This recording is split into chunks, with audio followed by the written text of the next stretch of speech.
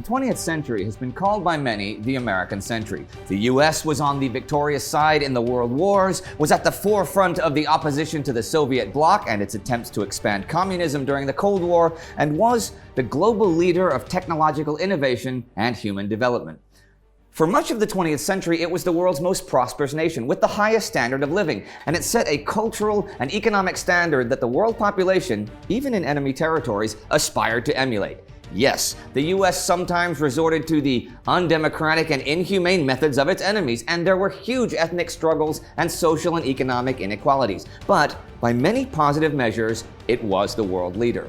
But now in 1921, popular sentiment and the US political forces that oppose the progressive movement are in the process of halting the march toward global leadership at a crucial moment in world history.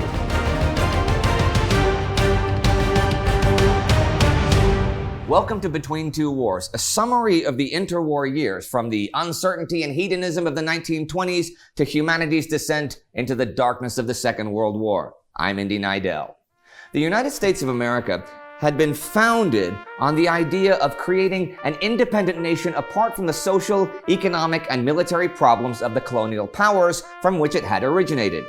Although a nation of immigrants and settlers, the US had, until 1865, focused on self-sufficiency and extreme liberalism verging on libertarianism. It traded with the world at arm's length and practiced economic policies of protectionism and isolationism. With the American Civil War and the industrialization of the northern states, this starts to change under President Abraham Lincoln and his successors. This rather sprawling progressive era will end with President Woodrow Wilson. Now, the progressive era was a period of reform, resulting generally in better minority rights, better social care, and the end of the deeply corrupt American mercantile system. But let's be clear here. The US progressive era has nothing to do with left or right-wing politics. You have to consider that the US at this time is at the forefront of classical liberalism within both the Republican and the Democratic parties. And today's classification of Republicans and Democrats on the right or the left does not apply. In fact, it is the Republican Party under Lincoln that begins the era, but it is soon adopted as a core philosophy by both parties.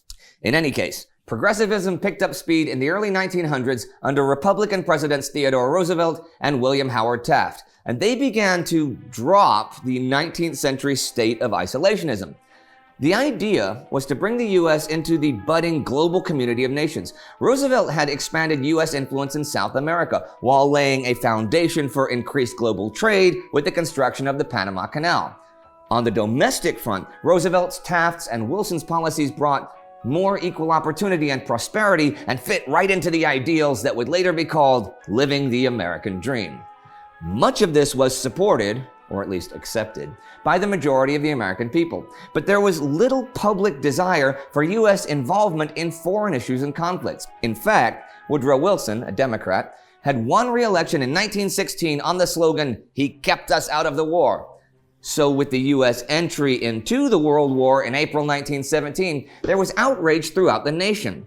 By the end of the war, with over 100,000 American lives lost and twice that wounded, the public had had enough. The Republicans seized on the popular sentiment of dissatisfaction, and in the midterm elections of 1918, the Democrats lost their majority in Congress and even saw their significant majority in the Senate shift to a solid Republican advantage.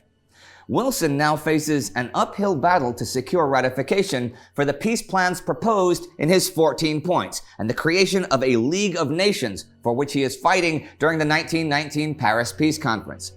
The Republicans, led by Senator Henry Cabot Lodge, strongly oppose many parts of the Treaty of Versailles and the League of Nations, especially the mandate of the League to make war in the name of all members if someone breaks the covenant of the League. Wilson refuses to compromise, but it looks like he might get the votes he needs in the Senate anyway. However, in September 1919, he collapses from exhaustion. The next month, he suffers a series of strokes that leaves him seriously disabled.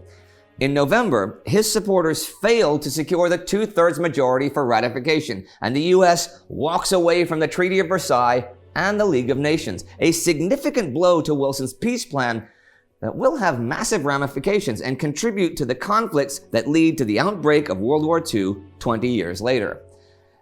But foreign policy is only the tip of the iceberg of problems now facing the ailing president. The post-war economy is suffering. There is a growing feeling of despair as the country heads toward a sharp deflationary recession, and race and labor riots have sprung up all over America. The economic downturn is largely due to the end of a war economy, with hundreds of thousands of soldiers coming home and looking for jobs that are no longer there. This will eventually turn around into economic prosperity and the roaring 20s when the Allies start paying back their war debts. But in 1920, 1921, this seems far away.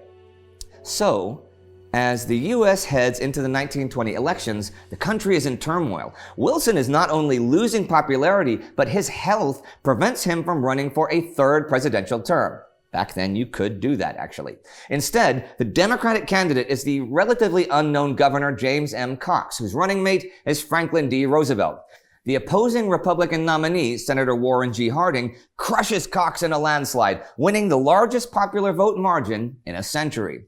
But before Harding officially takes office on March 4, 1921, President Wilson presides over two major amendments to the U.S. Constitution. On August 26, the 19th Amendment is passed, granting women the right to vote. You can learn more about that in our video, Sex, Drugs, and the Right to Vote. The other amendment overseen by the Wilson administration is the 18th Amendment. This will famously be known as Prohibition. In 1919, the idea of banning the production, distribution, and sale of alcohol is considered a progressive idea that has been brewing throughout the progressive era. The temperance movements had been around for over 100 years in the States. Alcoholism was in fact rampant all over the Western world and exacerbated things like poverty, domestic abuse, and crime in general. In 1830, the average American drank 3 times as much alcohol as in 2010. Though women tended to drink far less than men. Christian activists labeled drinking as immoral and unchristian. The temperance movement also became closely associated with women's suffrage, as many of the activists were women. By 1900, though, it was still a state issue, with Kansas being the first to abolish alcohol in 1881. It was during the World War that the idea of a nationwide ban on alcohol became popular with progressive politicians. Taxes on alcohol were increased, and by 1917, a majority of both Republicans and Democrats were dries, as prohibitionists were popularly called. An unexpected effect of the war was that it sidelined the power base of German Americans who had been strongly anti-prohibition, as many of them were linked to the brewing industry. A majority of Americans and President Wilson personally are actually opposed to prohibition, despite both parties in Congress supporting it by broad majorities. By 1919, prohibition had been enacted as state law in 36 of the 48 states, and on the 28th of October, 1919, the 18th Amendment passed. Wilson actually vetoed the amendment, but the Senate overrode him. On January 16, 1920, it goes into effect. What followed, though, was not a more moral and stable society. Instead, it was an unprecedented wave of crime. As Wilson and other wets had predicted, the total ban of alcohol distribution in a country where most adults are alcoholics is not something you do without encountering major problems. As soon as the news of the 18th Amendment reaches the public, people begin stockpiling like crazy, filling basements, storerooms, and warehouses with liquor. Even Wilson fills up his Washington mansion with liquor. In 1921, when Harding, who voted for the amendment, takes office, he'll move a huge supply of all kinds of booze into the White House. The implementation of the law is also badly planned. For instance, alcohol has medicinal value, but suddenly doctors cannot use it. And when the law is amended so that physicians can sell medicinal alcohol, many start selling it illegally at a high profit. And there are plenty of customers, especially once those stockpiles run dry. People living in the border states can get liquor in Mexico or Canada, but for the most part, people have to find other avenues of access. To satisfy that demand come the bootleggers. Bootlegging begins as smuggling from Mexico and Canada. But as border controls tighten, many bootleggers start working at sea. Off the coast of Atlantic City, foreign ships dump crates of alcohol into speedboats fast enough to outrun the Coast Guard. Running these complex operations is organized syndicate crime. Thus, the birth of prohibition is also the birth of something else, the American mafia. Okay, in New York, gambling and loan king Arnold Rothstein was already running his criminal organization as a serious business in the teens, and he will briefly foray into bootlegging, though in the 20s, his focus will shift to becoming America's and the world's drug kingpin before his murder in 1928. By then, his empire's ranks will include such familiar names as Dutch Schultz, Lucky Luciano, Legs Diamond, and Meyer Lansky. But the most famous gangster of all, to us in 2018, was Al Capone, who in 1920 was still Alphonse Gabriel and working as a bouncer in a Chicago brothel. Capone's boss, Big Jim Colomiso, is murdered in May and Johnny Torrio takes over, making Capone his second in command. Torrio and Capone get into bootlegging big time, selling to the whole south side of Chicago. With the profits, they expand into gambling, prostitution, racketeering, extortion, and new fields like narcotics.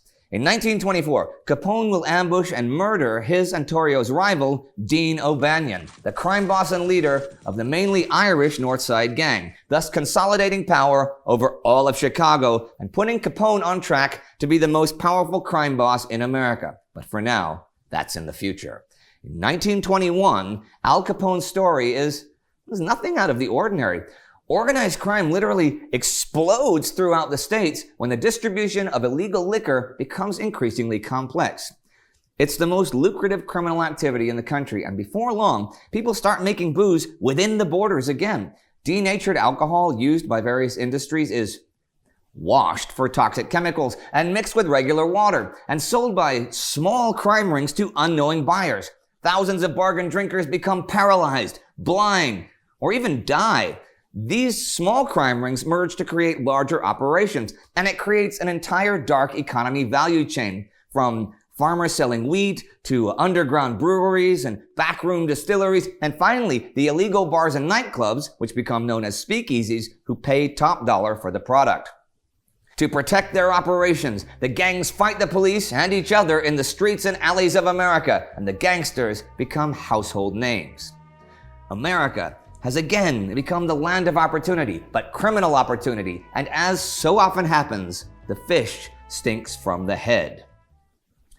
President Harding will die of a heart attack in office in 1923, and it will be revealed that here in 1921, he's one of the most corrupt citizens of them all. During the Teapot Dome scandal, he and Secretary of the Interior Albert B. Fall set up a lease program to give naval oil reserves at low rates to private oil companies, for which those companies paid the two a fortune Harding uses to live the early roaring 20s like a gangster boss. He organizes high-stakes poker games in the White House, he entertains numerous mistresses, and he drinks away at his stockpile of booze, turning 1600 Pennsylvania Avenue into the most glorious speakeasy of them all.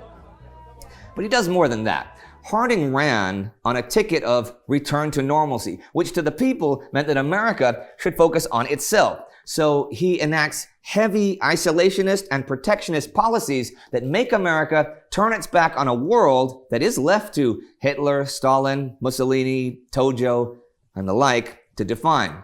Although he continues progressive measures to give, for example, Black Americans more rights, and he is not personally opposed to immigration, there is widespread fear of new arrivals from Eastern Europe that might infect America with communism. So under popular pressure, he restricts immigration, especially from Eastern Europe. Many of these Eastern Europeans are Jews who must now remain in Europe and continue to suffer oppression and persecution.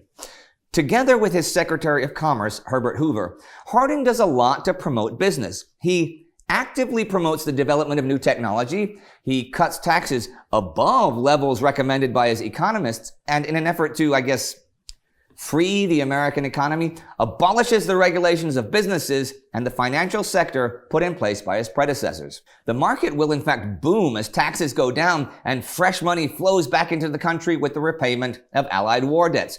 But unchecked and unregulated financial markets will eventually inflate into a gigantic bubble that will burst in 1929, wreaking havoc on the entire planet's economy.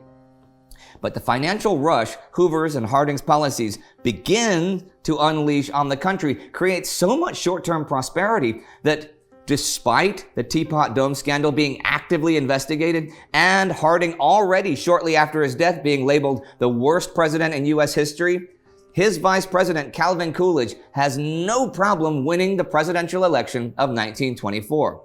Coolidge keeps Hoover at his post and largely pursues the same policies as Harding. But nearly 10 years from now, then President Hoover will be overwhelmed by the Great Depression. But already before that hits, all the programs that Wilson had hoped would stop a resurgence of militarism will begin to fail. Now that the U.S. has turned its back on the world and refused to join the peace effort, the League of Nations is weakened to the point of being meaningless, thus useless in checking the upcoming rise of militarism in Germany and Japan and renewed plans of the Soviets to violently expand their communist empire. Events that are driven by extremists increasing their power on the heels of a financial collapse created by wild speculation on financial markets that have been unleashed and left unchecked by the world's governments. The price for a warm feeling emanating from the burning hot furnace of short-term financial growth behind the closed doors of Uncle Harding's cabin in the 1920s will be counted in American lives starting December 7th, 1941. To get our episodes ahead of time and support the effort to make more content like this, join the TimeGhost Army on Patreon or directly on our timeghost.tv website.